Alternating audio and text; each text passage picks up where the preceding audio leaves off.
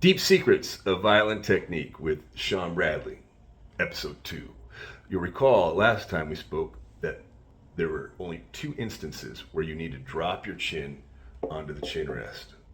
One was with shifting down, and the other was with vibrato.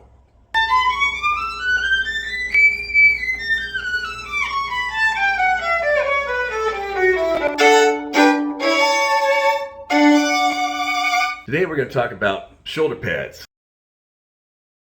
What does a shoulder pad do, and what does it not do, and what is the cost-benefit analysis of using a shoulder pad or not using a shoulder pad? A very anatomically individual thing. So a shoulder pad is basically anything you stick on the back of the instrument here. You have the chin rest, right? Which is, I can't remember when this was invented, but this is an older invention, the shoulder pad. But shoulder pads are pretty new. I think they're not more than about 100 years old or something like that. 100 years old or something like that. The question is, how do you minimize the need for engaging the chin and the shoulder in managing and stabilizing instruments? I said last time what you want to do is balance the instrument, but let me get more specific and granular about that instruction. You've got a button here on the back of the instrument, and underneath here you've got a little end block or tail block to the instrument, provides some support. We spoke about the sternocleidomastoid, which is these two ropes of muscle here, and they twist the neck left and right. If you shorten this muscle, it twists it to the left. You shorten it this way, it twists it to the right. You want that button on this side of the sternocleidomastoid. Basically, if you pretended this was a cello with an end pin sticking out the back, you'd want to stick that pin on the back side of your sternocleidomastoid and have it aligned, the whole instrument aligned, such that that end pin would intersect your cervical vertebrae.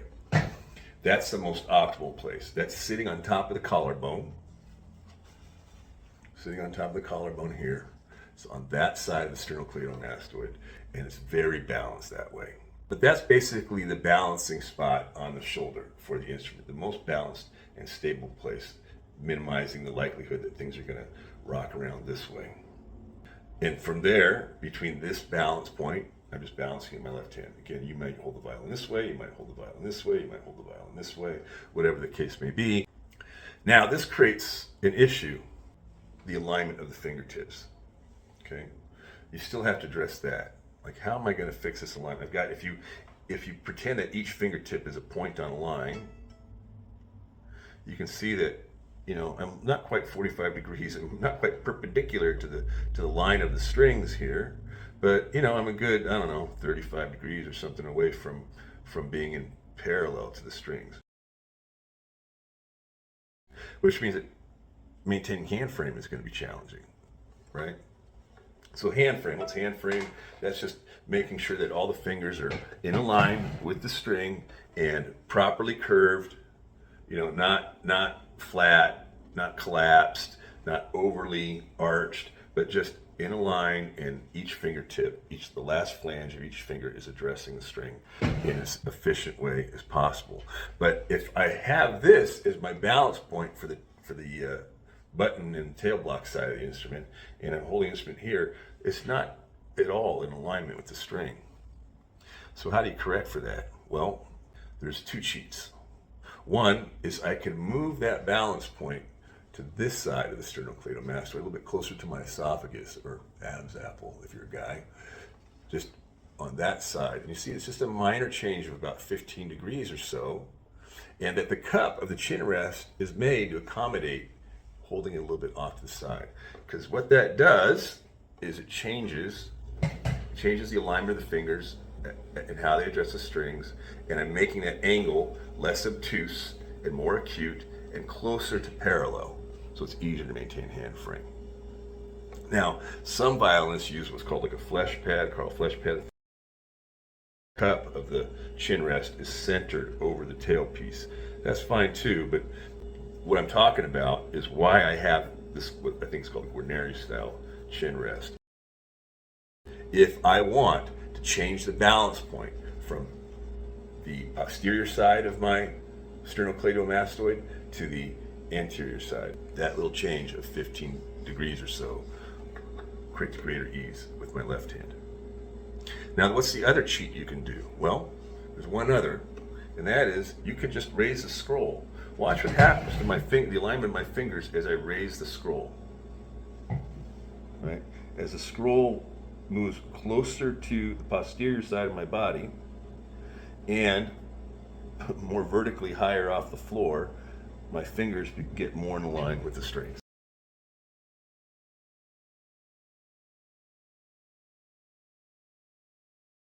Between those two cheats of moving the button on the anterior side of my sternocleidomastoid and raising the scroll, if anything, I almost want to put the violin behind me like this, I find that it's easier for me to maintain hand frame. There's a lot less tension in my hand frame doing those two things. But sometimes I really want that stability, so I'll just change the orientation of the instrument on my neck. You'll note that a lot of old-time players don't use a shoulder pad.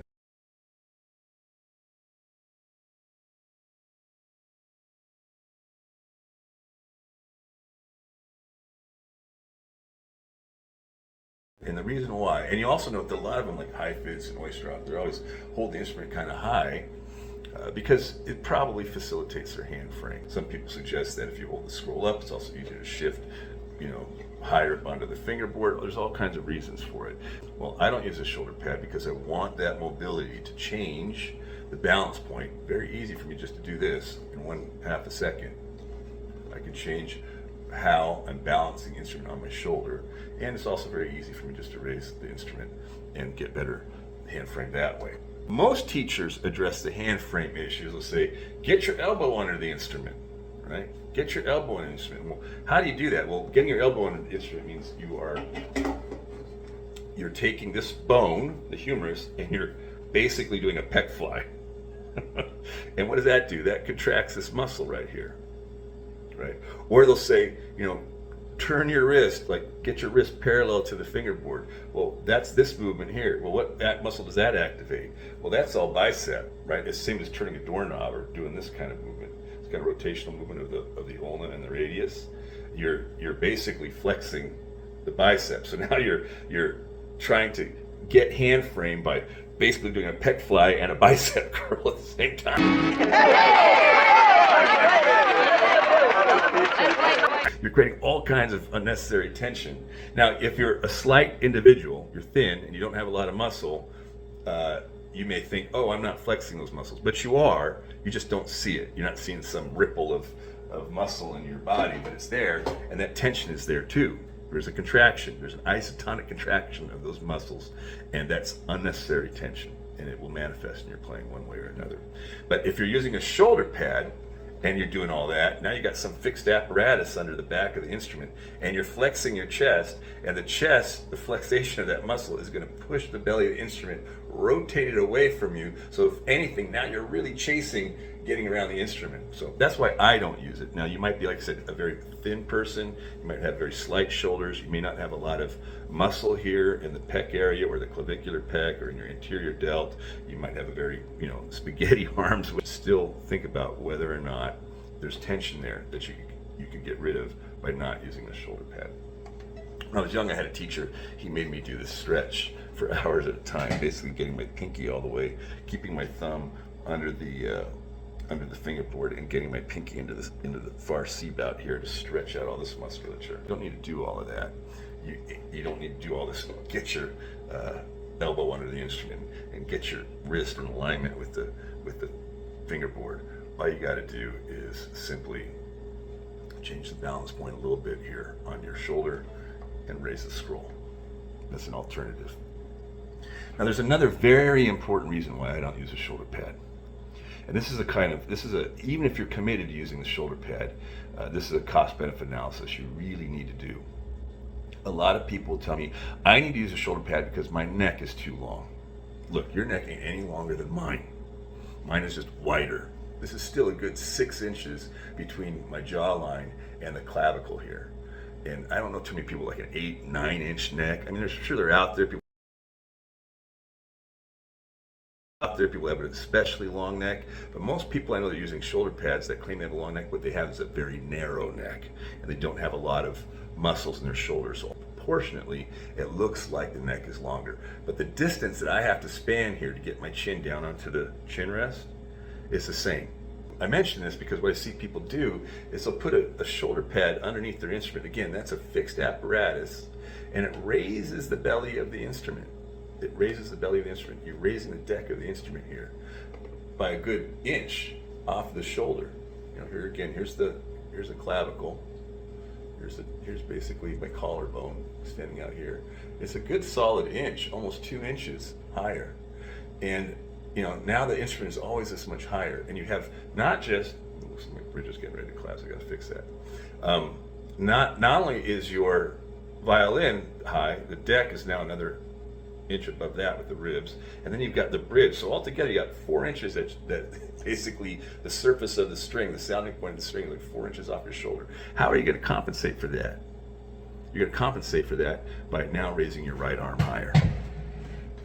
If you want to get down on the G string, everything is, you're going to have to basically flex your medial deltoid and your trapezius to get down on those lower strings more often. Even just doing a full bow, any kind of long bow, sewn fillet, whatever the case may be, or you know, playing sol G, or just doing stuff at the frog on any string, you're going to be isotonically contracting these muscles higher to compensate for the height of the belly of the instrument and the height of the sounding point. If you ever see old woodcuts of violinists, you know, viol players playing down here, or bluegrass players, they're lazy, and lazy is efficient. You don't want to unnecessarily have to work muscles that don't need to be engaged. And so that's why I don't use a shoulder pad. Balancing the violin is not a set it and forget it solution. The violin is very dynamic. You got to be able to surf those changes and to make something optimal. If you had neck issues without a shoulder pad, it may have been because you were actively and isotonically contracting things, flexing your clavicular pectoralis, flexing your bicep, flexing your anterior delt, flexing your trapezius, and flexing your sternocleidomastoid. Like, I tried to play it on a shoulder pad and I got neck pain. Make sure you're relaxed all the time. That's the cost-benefit analysis you gotta undertake if you really want to use a shoulder pad. And I do use a small pad. This is a piece of acoustic foam by a local violinist of note named Tamsin Bysicki. And it's got these little feet on there, so it minimizes the amount of contact that the foam makes with the back of the instrument, so it doesn't mute the sound as much. And it's only about 1/2 inch, and I can still get that completely off my shoulder if I want. I still got lots of oxygen between my shoulder and the back of the instrument, lots of real estate under here, you know, for me to flex my muscles without them, you know, bumping up against the feet of a shoulder pad and twisting the instrument away from me. It's kind of a compromise between a shoulder pad and not really using a shoulder pad. The newest version of a Kuhn style pad, which is created from the wood from the backs of cellos. It has a slight acoustic advantage. It actually amplifies the instrument just a tiny bit, and I'm thinking about using it just for that reason. But I wouldn't recommend that you go into using anything like a Woolly Wolf shoulder pad, or the old style Kuhn shoulder pad, or one of these new Kuhn style shoulder pads without having spent some time exploring whether or not you are isotonically contracting things all the time, or dynamically choosing when to drop your chin on the instrument. Remember, it's just gravity that's engaging the weight of the skull on the cup of the chin rest. There's nothing going on here. There's more than enough weight in your head. I think your head's something like, I don't know, like 13 pounds or something like that, to basically secure the instrument while you're doing vibrato or while you're shifting down. But if you're just always holding on to the instrument with the shoulder pad, I don't think that's the way to go about it. I hope you found that informative, maybe inspires you to explore a little bit about what you're doing all over here. If you get some kind of imbalance from always contracting the instrument, the violin is a real destroyer of the symmetry of your body, and it's symmetry that creates the kind of tensegrity that will help you avoid injury. If you have an imbalance, you're going to be real predisposed to getting injuries, not just related to the violin, but your whole body. And if your spine is a little tweaked at the top, the body goes where the head goes. So think about that. Anyhow, this has been another episode of Deep Secrets of Violin Technique with Sean Bradley. I hope you enjoyed it and hope you learned something.